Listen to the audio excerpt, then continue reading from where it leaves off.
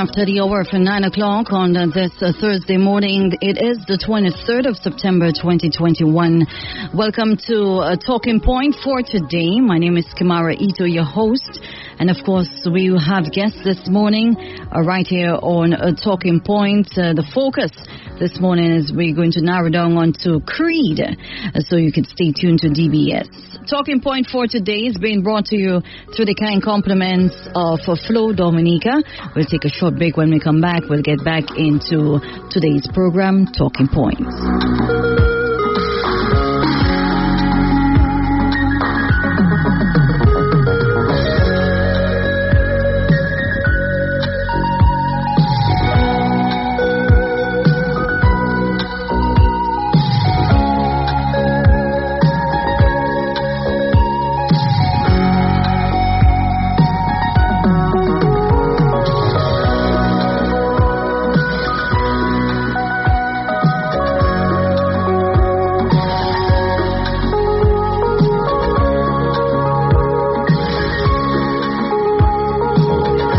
Okay, welcome back. We are on to this program for this morning, Talking Point, on this beautiful day here in Dominica. And like I mentioned earlier on, we have guests this morning on this morning's program, Talking Point.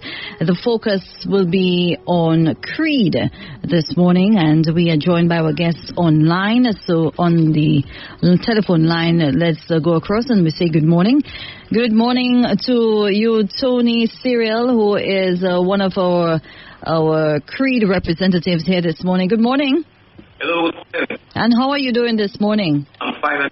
I'm blessed, thanks. Okay, for some reason your line is breaking up a little bit. Some little.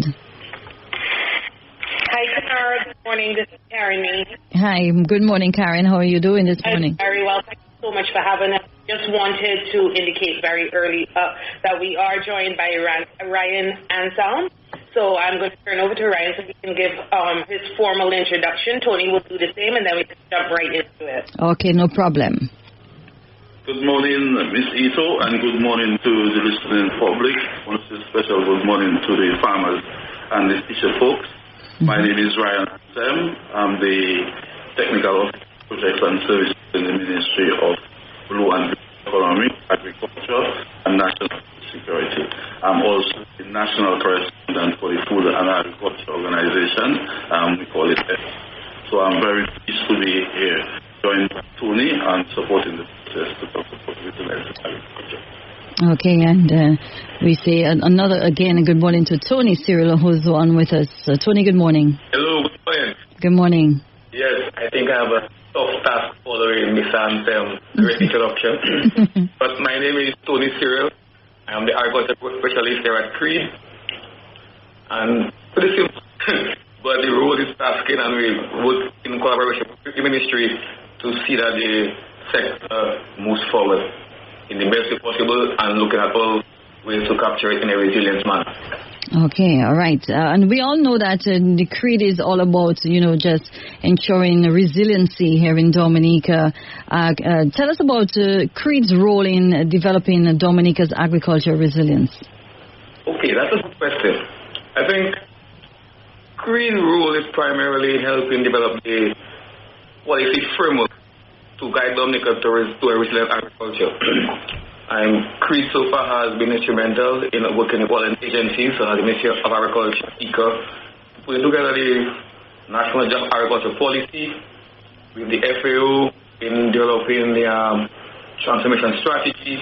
And at present, we are working with a host of institutions, private sector and ministry in developing what we call the Global Center for Agriculture Resilience, which I think, as we go on in discussion, we can talk more about that. But this center, once established, poised to have Dominica as the best place for agriculture resilience. As I said, CREAD's role is really to help in the policy framework in resilient agriculture.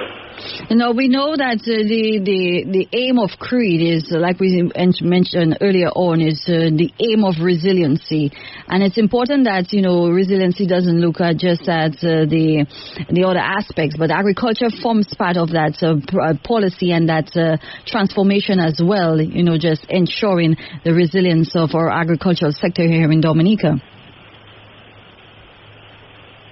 Hello? Yes, you heard me? Yeah, wait for the question.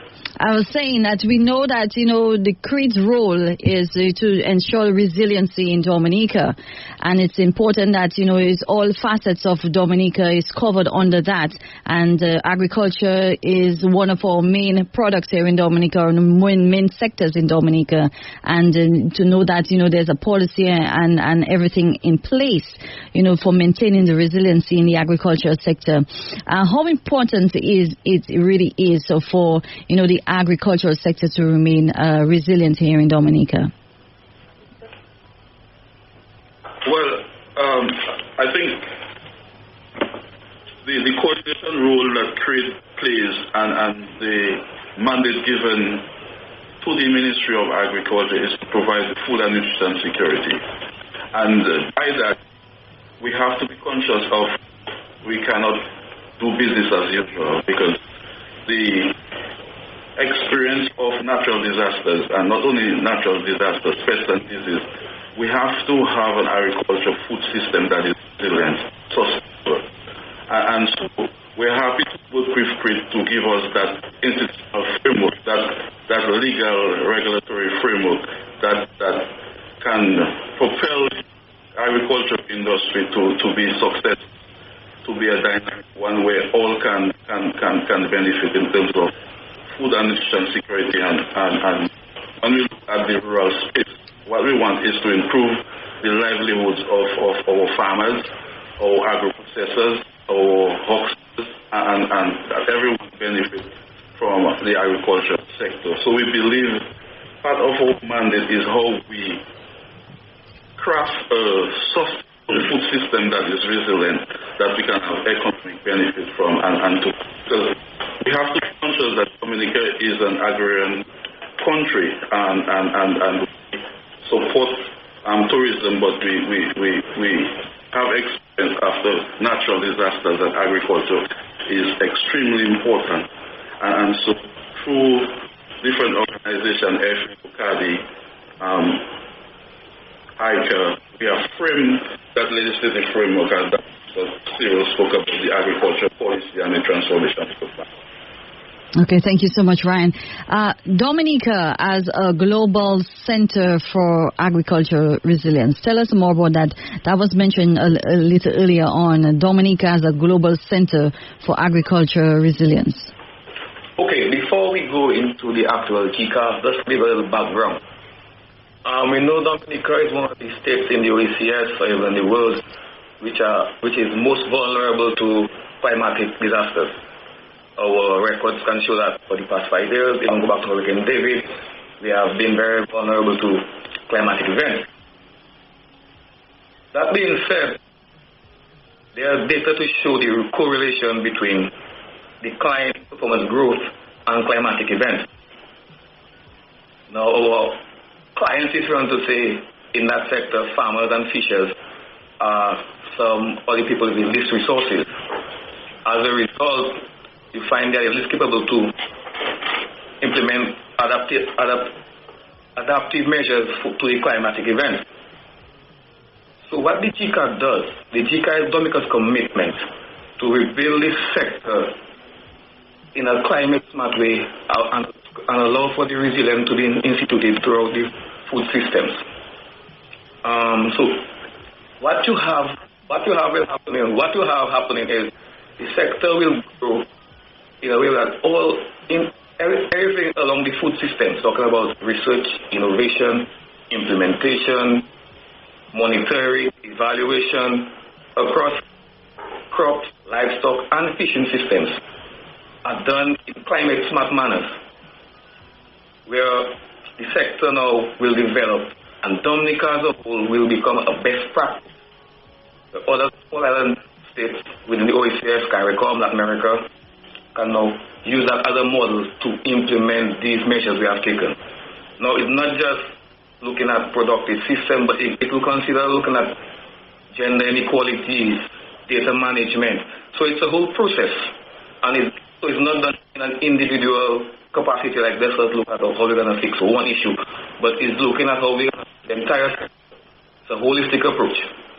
So when you're at the center, it may not be a physical space, but it might be a hybrid of both virtual and physical. So someone can go online, look at what we have done. Someone can come in and look at what we have done.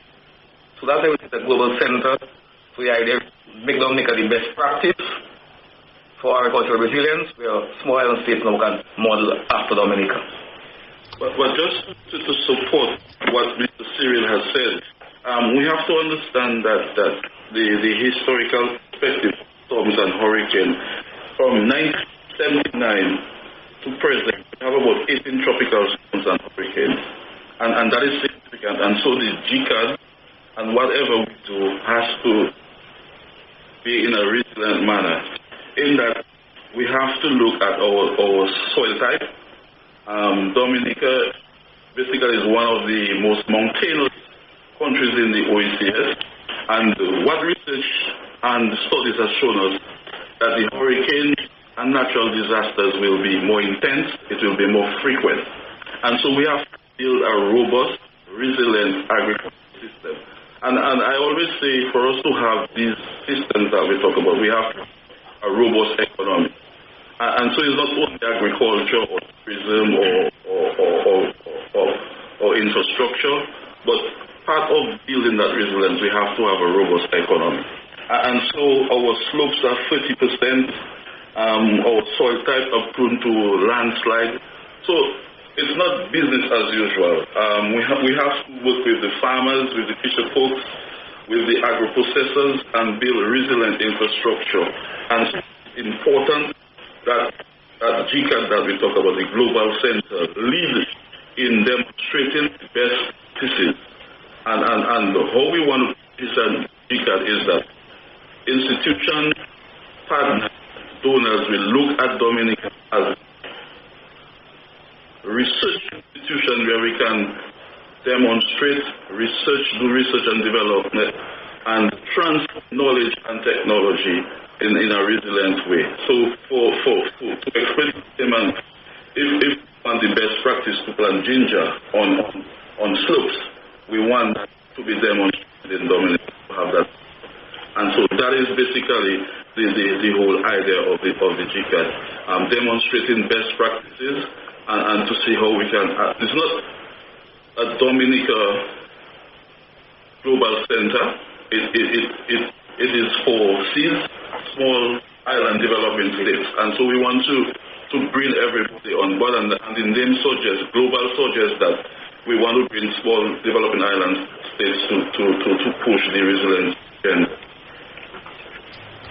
Okay, as Ryan mentioned earlier on, just kind of took us back over the years that, how climate change has affected Dominica drastically through the natural disasters.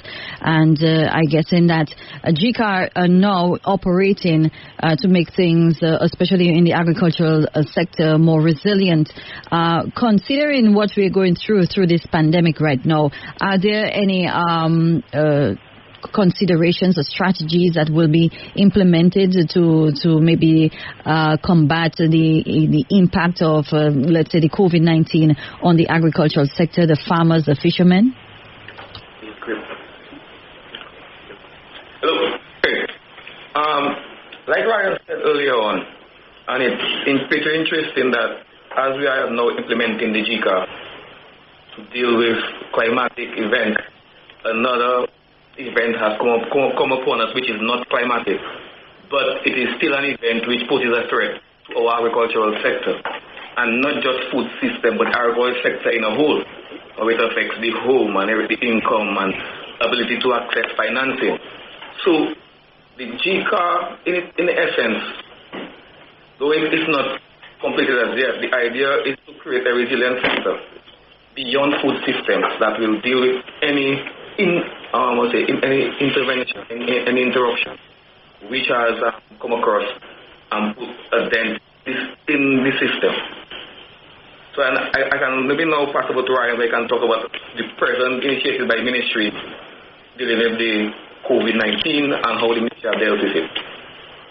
Well, thanks for that, Tony. And we have to understand that the future pandemic, we're in COVID presently, but future pandemic will emerge, and we have to plan. And part of the planning process, when we speak of having that legislative framework, and I'm happy now that FAO is on board, looking at the transformation roadmap and how we deal not only with natural disasters, but how we deal with future pandemics. Part of our program as well is how we position the farmers to continue producing. Production and productivity is extremely important to guarantee food and nutrition security. And we have practices in Dominica. I don't want to be on record to say that our food security was affected by COVID-19. It was. In the initial stage, some countries in the north, like Antigua, closed their border. That significantly affects our trade. But future ministry, as an OECD and CARICOM, is to put measures in place and mitigate against these things. And why don't we have an SPS regime where we can continue to trade among our member states?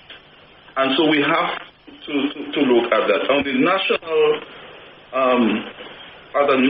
national perspective, what we have done is to work with the farmers through the agriculture funded World Bank project to provide inputs, seeds, fertilizer, so the farmers can continue to produce. We have best practices that we will secure. We provide seedlings for the farmers that they will continue to produce. And one of the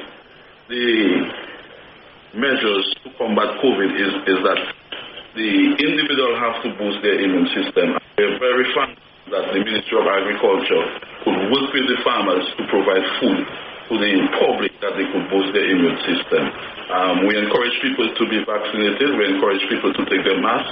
But it's important as well that you boost your immune system, and agriculture plays a fundamental role with the farmers and the fisher folks to provide that food and nutrition that we can boost our immune system to stay healthy to fight COVID. So again, our role in providing food in fighting COVID, we applaud the Ministry of Health, but the Ministry of Agriculture plays an important role in providing that food for us to guarantee our nutrition for COVID.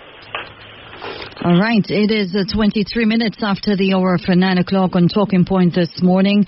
To those you just tuning in, Talking Point this morning, the focus on CREAD, more specifically just onto the agricultural sector, just developing Dominica's agriculture sector resilient here in Dominica. So we have our guest, Tony Cyrille, who's the CREAD's agriculture growth specialist, and also Ryan Anselm, who is no stranger to the airwaves of DBS, who's represented from the Ministry of Agriculture. The Dominica's agricultural policy and transformation strategy, what does that entail? Okay, these are two documents which the Ministry has requested to guide our agricultural sector into a path of resilience.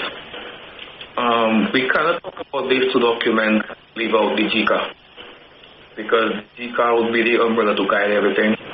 And from the GCAR, we must get institutions who have helped the GCAR come forward. And before we go forward, so let us give a little background first before we go into your question about the policy and the transformation document. Because the GCAR was conceptualized with the help of PICA, presented to the OECS Minister of Carbon Recovery Agriculture Barbados in 2018, and it was one of those as a system which the region really needs. Going forward, to really allow the GCAR to work, there were documents which are able to support it. and henceforth came the ag policy in support of GCAR. The policy has 3 guiding pillars, and one talking about resilience in agricultural systems, one looking at the ag business, and paraphrase terms, and the third one would be food security. So now, the ag policy should guide Dominica ag sector through 2030 in a resilient manner and look at 3 pillars. The transformation document, Anselm can support me a little later, is to look at, build upon supporting the pillars of the ag policy, but to strengthen them and look at the implementation of those pillars. So we're looking at to strengthen the resilient systems, develop it, and strengthen the food security, and that. So these 2 documents, like I say, so that's what I said, you cannot divorce them from the GCAR. So that is already, the GCAR is not fully functional, it's already in action, because you needed those documents to allow it to work and will guide the process that follows. Is that answer? Yeah, thank you for that. And to support Mr. Cyrille, the agricultural policy is also guided by the National Resilient Development Strategy and the CREAD. And so when we speak about the guiding principles of the agricultural national policy, as Mr. Cyrille, there are 3 pillars. One speaks about sustainable intensification of agriculture, where we want to build that resilient agriculture and sustainable system. Importantly, pillar 2 speaks about to be competitive and to have innovative agribusiness and value chain. And I just want to speak about the value chain process.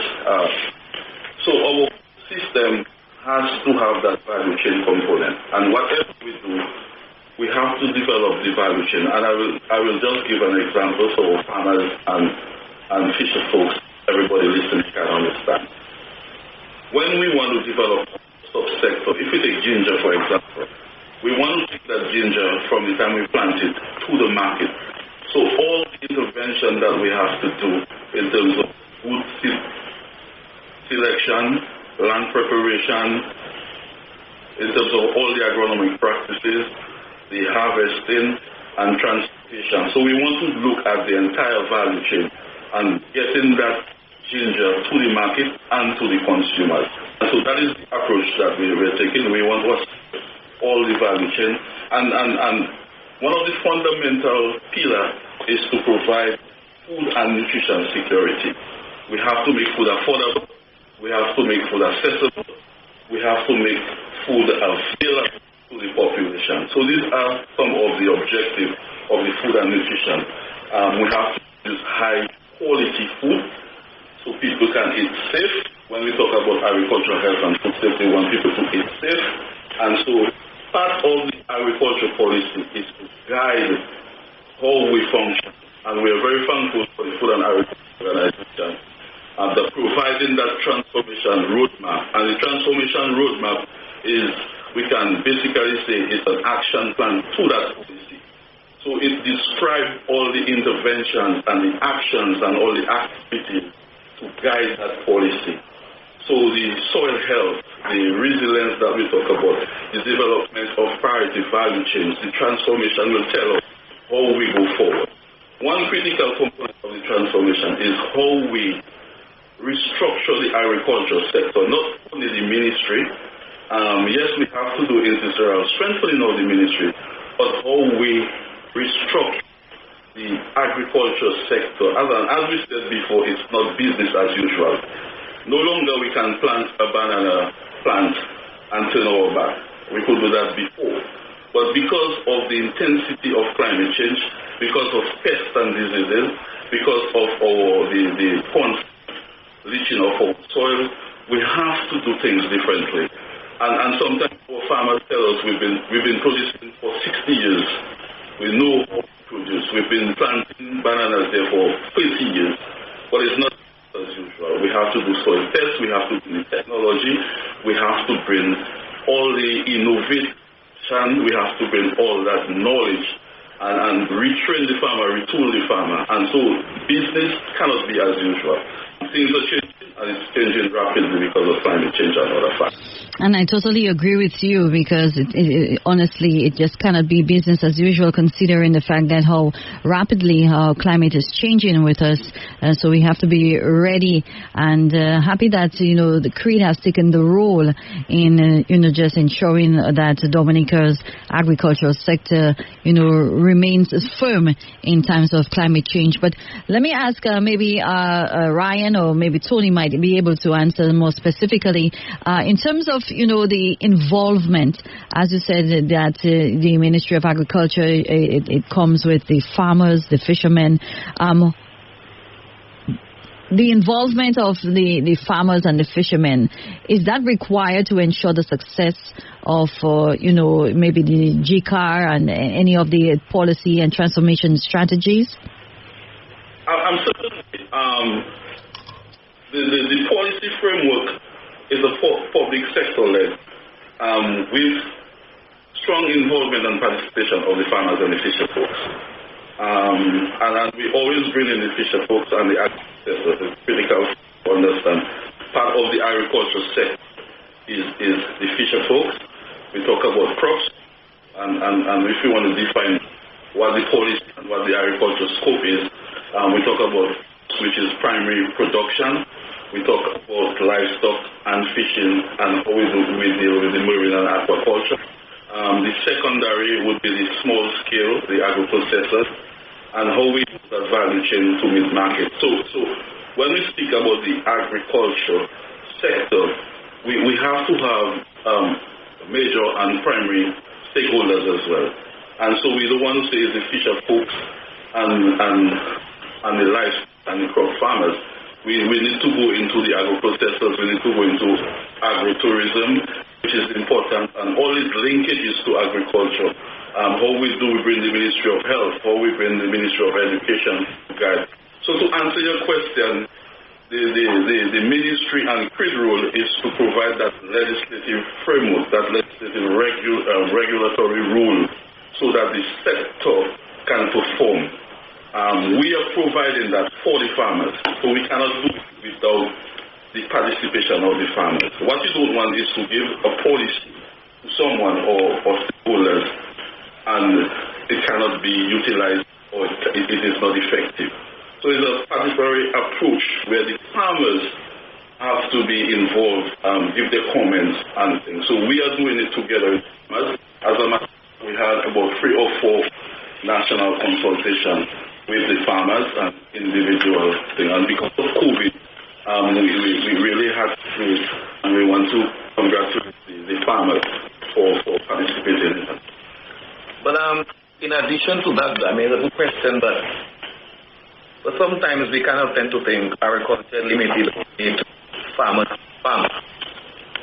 Because if, for example, even when putting together the agro policy, they are also limited only to farmers, because you have to understand if farmers have to seek financing. So you want to include the financial institutions, you need to get into the research institutions, the CREAD, the ECAs. So it's not about dealing with farmers in a silo, though they have to be part of the process because they are the clients you're working for.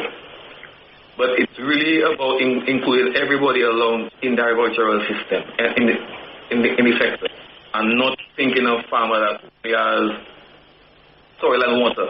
But agriculture also has the briefcase as well, and the big buildings, because sometimes that will only farmers to grow to get that to get incentive. So it's beyond just the farmers, though the idea is to develop the process where the farmers now can benefit at will. But it's a process that includes all the stakeholders, that famous word again, all the stakeholders in the sector. And if I may add as well, is we have to look at the non-food sector as well. We provide the dashing, and we are Dominicans. I will mention fig. We know we call banana fig, so I like to call. Banana for me is too scientific. We all know what is banana. I like to mention fig. So it's not only providing the dashing and the fig.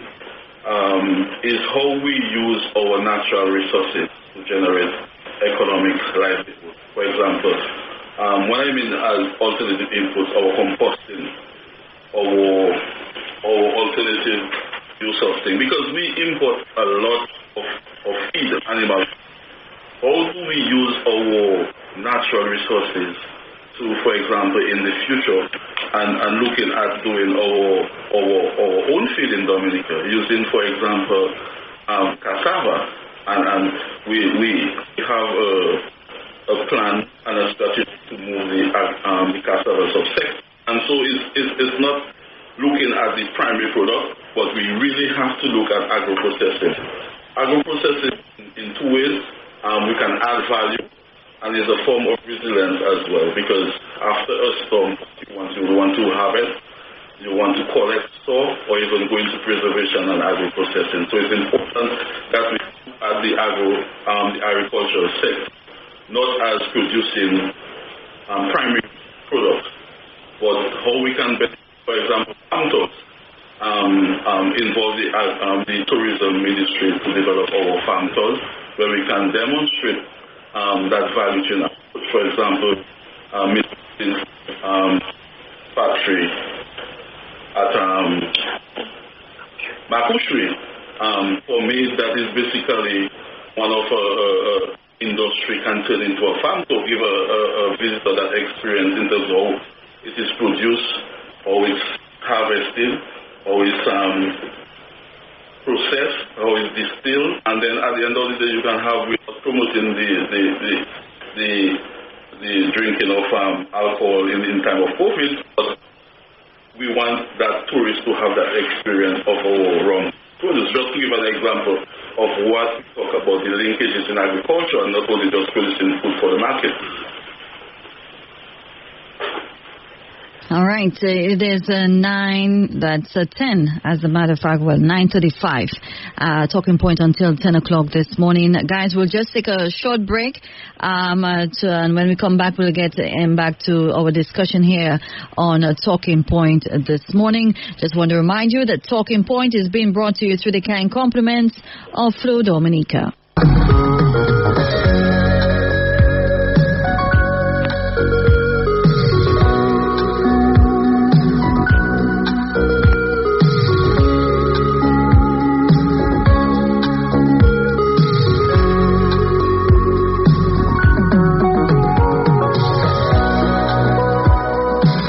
9:38, Talking Point on this Thursday morning. CREAD is the topic of discussion. The focus most specifically is the Ministry of Agriculture, and we've spoken about GCAR, that's the Global Center for Agriculture Resilience. We spoke about the policy and transformation strategy for Dominica's agriculture.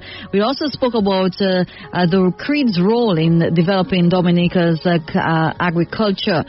So we've been having a very fruitful, informative discussion here this morning, and it seems like the agriculture sector is in some good hands. We spoke about the Ryan mentioned about the agro-processing industry, just a tip of it to just inform everyone who's involved that it doesn't take just one institution or one person to go ahead and to ensure that things are developing successfully here in Dominica. It's a holistic approach that CREAD is involved, the Ministry of Agriculture, and everyone who's involved in the Ministry of Agriculture and the agricultural sector to ensure the success of Dominica's agriculture sector. And gentlemen have been doing a great job thus far, just giving some information to our listeners who are tuned in, more specifically those directly involved with the agricultural sector. So gentlemen, again, welcome. We're still here. We will be here up until 10 o'clock this morning, speaking about the CREAD and the Ministry of Agriculture. So let's just go into the emergency agriculture livelihoods and the climate resilience project for a minute, just to highlight both roles here this morning. Thank you, Kim, again, and thank you for your compliment. You are doing a very good job as well. Mm-hmm. And we're hoping that the farmers and the fisher folks and everybody tuning and listening. But as suggested, the agriculture project is a World Bank funding project. It's a $65 million project. It's a 5-year project, and it has 4 components. When we look at component A, that speaks about restoration of agricultural sector. It speaks about how we restore the cropping system, and part of it is coming out of Hurricane Maria. The post-disaster need assessment suggests that 124 million hectares of our agriculture was damaged, and approximately 90 million plus was lost. And so, coming out of Hurricane Maria, the government of Dominica sought assistance from the World Bank, and the program came about. And so we have delivered inputs such as seed tools to approximately 4,005 farmers have benefited from that. We have also distributed vessels, well, not vessels but engines, and we're in the process of constructing vessels for our fisher folks. And so part of it is to restore not only the agricultural sector but the infrastructure as well. And part of the program is to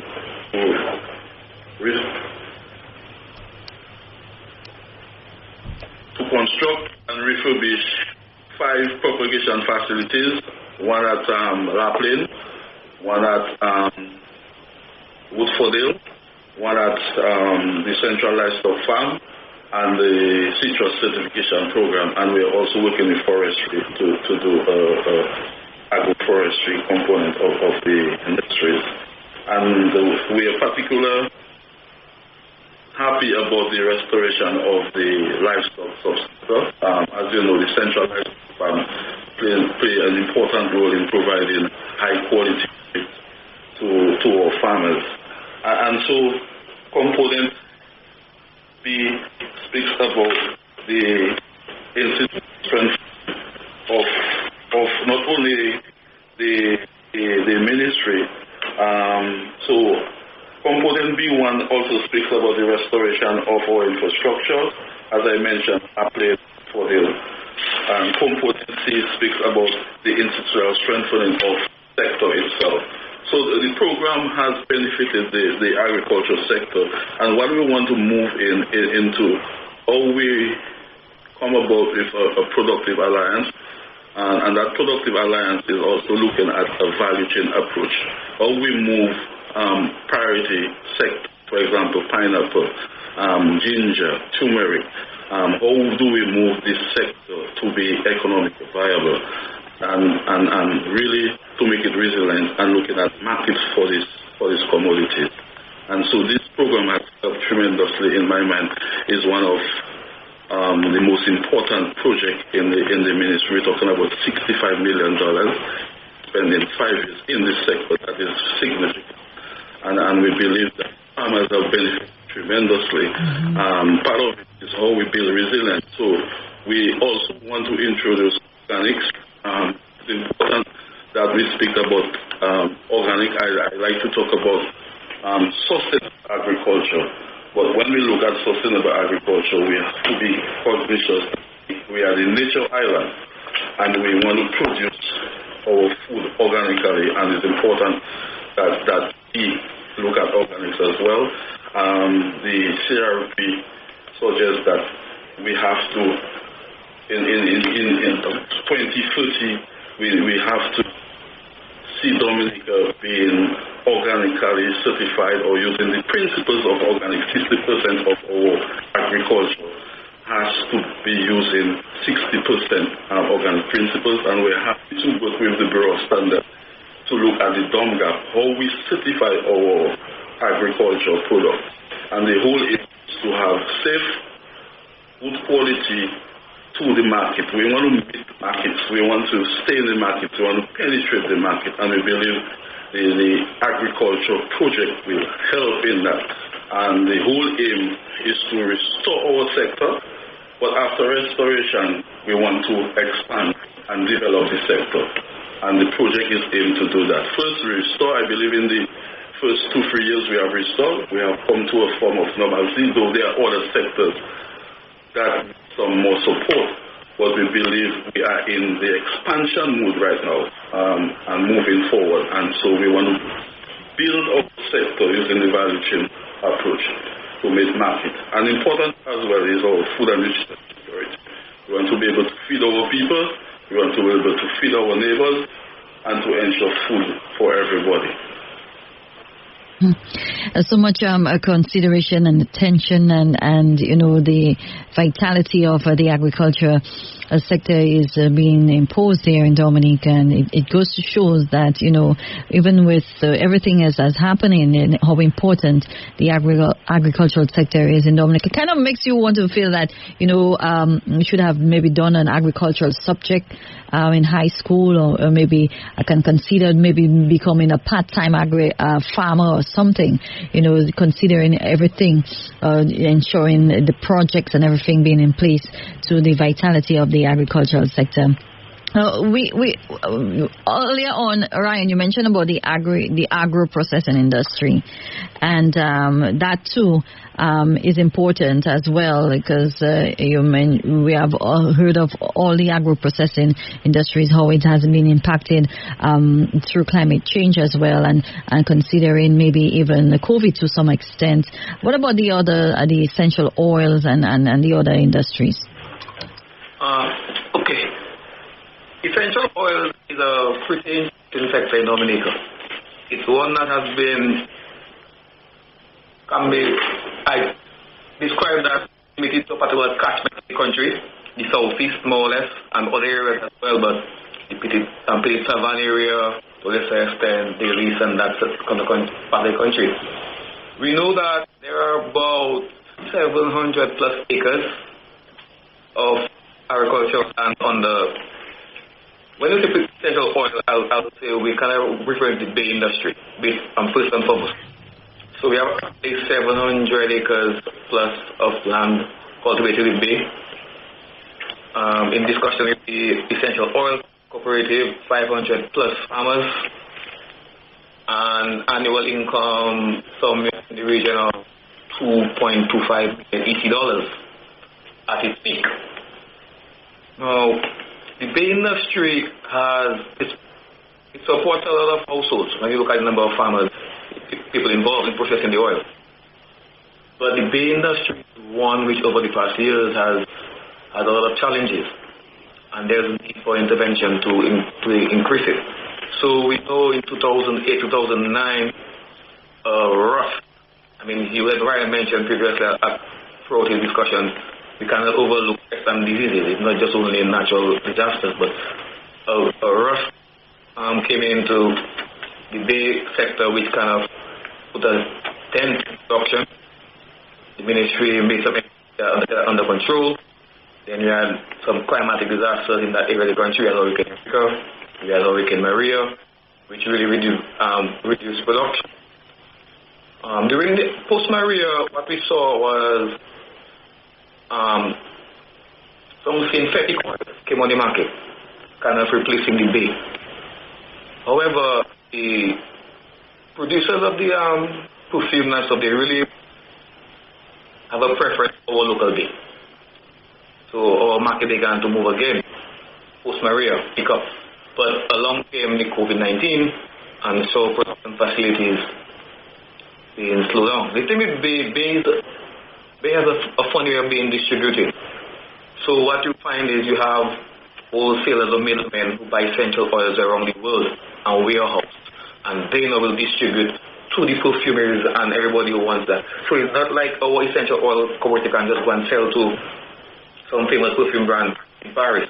That's not how it works. There's a very funny model with the bay sector, the essential oils as a whole. So what we have realized through our research, and that's what we kind of want to forward in the bay industry, is looking at other ways to create income with the bay, rather than the sale of our material. Some of the ways might be looking at different methods of distillation. So at present, we only sell the raw oil. If we can include different methods of fraction distillation, you can get all the components of the oil and do a lot of different things with them locally. Because that's what when you sell the oil, that's what's being done. They break it down on their own, and then they use the different components to do perfumes and that sort of thing. The Essential Oil Cooperative at present, they are talking to the manager. They are now looking at the bay rum and looking at some other quantities like an aftershave sort of product. But from the ministries and CREAD perspective, we have realized they have a lot of potential in the agrochemical sector. The chemical sector, not in like the chemical like conventional, but in ways to control pest and disease in the sector. So we have realized that even in Martinique, research has been done looking at bacterial wilt in tomatoes, which is a major pest problem in Dominica as well. And they have proven to be pretty good in controlling bacterial wilt. Also, Dominica, we do a lot of export of citrus and stuff, and you have to do fruit fly monitoring. So you must monitor for your fruit flies. Now, one of the main components of bay is methyl eugenol. The methyl eugenol is one of the attractants for the fruit flies. And research have been shown from in Africa and stuff where that same bay oil has been used in fruit fly traps. So, going forward, we are looking not set in stone as yet, but the idea is to look at other ways beyond just getting the bay out to the wholesaler who can sell to perfume factories, but locally looking at ways that come from bay and not at bay as only to be used in perfumes, but I mean bay has a lot of other use, aromatherapy, pharmaceuticals, and that sort of thing. And maybe Mr. Anselm will go further and talk about the input the ministry has been doing their project to rebuild facilities where two of them will be bay facilities, but I'll let Mr. Anselm talk about that. But like I said, the idea going forward is looking at bay beyond perfumes and looking at bay as an industry locally. So, but that is where the GCAR will come in, because agriculture is not like a building that can go up in 2 months. It's an organic process. Research takes time and it keeps on going. So sometimes projects may begin and you think, but what's going on? But there's a period of the stuff has to grow, it has to process, it has to cure, it has to do trials. So sometimes that's why the ag policy is between now and 2030, because you need time for it to grow. But the interesting thing is, at every point along the way, there is an improvement. So the final, so yes, you have a 2030 target. But if everything goes as planned, the down chart, there will be improvement in 2023, 2024, 2025. So it's not like play a lot or everything one shot, but incremental steps towards a greater goal. Ryan, I'm in the pass on to you there. Okay. Yeah, Tony, thank you. And we have to give the policy framework for the essential oils. The Climate Resilience and Recovery Plan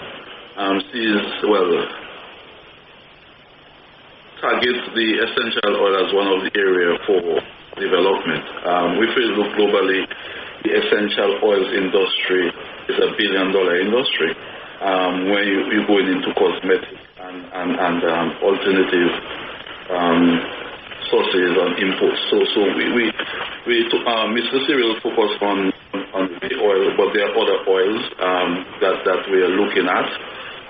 We know we have the BCP that produces soap and all of the different byproducts. They use coconut oil. It is interesting that we look at the essential as one of the avenue for us. We know people are going into castor oil. So all of these strategies that we can move to push the essential oil industry to move forward. But just to say, we have also invested in other facilities. The government intention through the public investment program to build 4 bay oil facilities in the south and in the southeast as well. We have built one in Livelihoods that is operational, and so we are very thankful for the support given by the government and to the livelihood of the individual. The oil distillery factory at Delis, we have beneficiaries, 39 people and even more at present using that facility. So you can see the impact of an investment done in the bay industry. And so we have to be mindful of only the agro-processors benefiting, but it's important to highlight the investment of the government. And just to mention, Ms. Ito, is government has invested 1.7 million in agro-processing facilities. We're talking about 5 facilities. 7 facilities, but 5 agro-processing facilities. So we have 3 in the Kalinago territory, 1 at Deepa and 1 at Kalibishi. We're talking about agro-processing facilities for cassava. And we see cassava as one of the subsectors that, and if I may backtrack a little bit, why we're investing in cassava, the CARICOM has looked at cassava as one of the crops that can provide that food and nutrition security, not only for Dominica, but the region, because cassava provides that fresh fruit. We can cook the sweet variety, and we can use the bitter variety for furring to produce what we call cassava bread and furring. One of the strategies that we are moving is, we know Dominicans like the bread. Some doctors have told us bread is not good for us. White bread is not good for the health, for your, and people are going into gluten-free. And so we have looked at cassava, and the strategy is to see how we can substitute wheat flour by 30 to 40% using cassava flour, and we call it mash. And so the whole strategy is how we can increase our acreage in terms of production and provide that mash so we can substitute that, because we import a lot of flour in Dominica. And if we can reduce that import bill by 30 to 40% of just wheat flour, it will be significant. It will be more money in the farmer's hand, more money stays in Dominica. And so that is basically why we are investing in agro-processing, because we believe it provides that secondary value added to our product. It will add value. When we add value, it means that we are not selling it in fresh form, we are not selling it in primary form. So if, I don't like to say excess production, but we have to have a food system that can provide food, fresh food, and go into agro-processing and to go into our export market. And so that is the whole aim of that strategy, is to see how we add value more to our primary product. It will help us in terms of our resilience after a storm, that we can store our produce. And it's good for our health as well. So when we talk about cassava bread, we can speak of cassava man as the whole market, adding value and initiative to that. And that is what we want more young people to use their initiative, to use innovation in agriculture. And we can even speak of hydroponics and aquaculture. But I think we will need about 3-4 hours to talk about agriculture. I was just about to say, all this information coming in, and and like I mentioned earlier on, makes you want to say, well, I should really get involved in some maybe a part-time farmer or something to be part of all the excitement that's happening within the agricultural sector, and with the CREAD playing their role as well. We need plenty time to do so. We're running out of time. We're just a minute away from the 10 o'clock hour, and at 10 Talking Point comes to an end. But I'll just give you the opportunity to maybe just give your final statements, your final words on the program for today. Okay, I want to say thank you to DBS for giving us the opportunity to say a few words about the agricultural sector, the support from the Ministry of Agriculture, and it would be remiss of me to not thank some of the members on our GCAR steering committee who have been very instrumental so far in getting the work forward. Talking about members of the staff at the ministry, the PS, the Director of Agriculture, the top technical officer of product and services, Dr. Thomas, even institutions such as ECA, who have been very instrumental from day one, Mr. Bully, Mr. McGraw, the staff. And going forward, I think CREAD will be there for a short period. I think it's done, and the ministry in the interest that they are willing to handle all this stuff that we'll be doing. It's just some ownership, so the work does be left hanging, but we can go forward and see that the sector is one that will be resilient and sustainable, and our food security and nutrition will be in good hands. Thank you, Ms. Ito. I think it was a very good program. Just to say, you can also participate in the backyard program. I just wanted to say that because it looks like you're interested. If you don't have land space or acres, we also encourage in the urban setting, you can do container farming and do your backyard, and we are willing to support it. So I want to thank you and also your listeners, and we are very happy that we could share some of the initiative and the programs, and especially the policy of the government, and also to thank CREAD in coordinating that policy direction for not only the agricultural sector, but pushing the resilient agenda for Dominica. So thank you again. And thank you so much to you, Ryan Anselm, and of course Tony, Cyrille, and Karen for being there in the background, just giving the support. Thank you so much for being on Talking Point, our guest this morning. I do wish you all the best, and have a productive day today. Thank you. Thank you very much to you, DBS, and all the listeners. Looking forward to next month when we do it all over again. Sure, looking forward to it as well. Take care. Bye-bye. Bye-bye.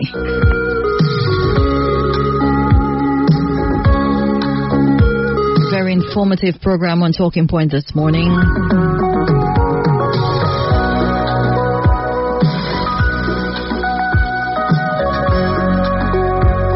The collaborative efforts of CREAD, Climate Resilience Execution Agency of Dominica, and the Ministry of Agriculture.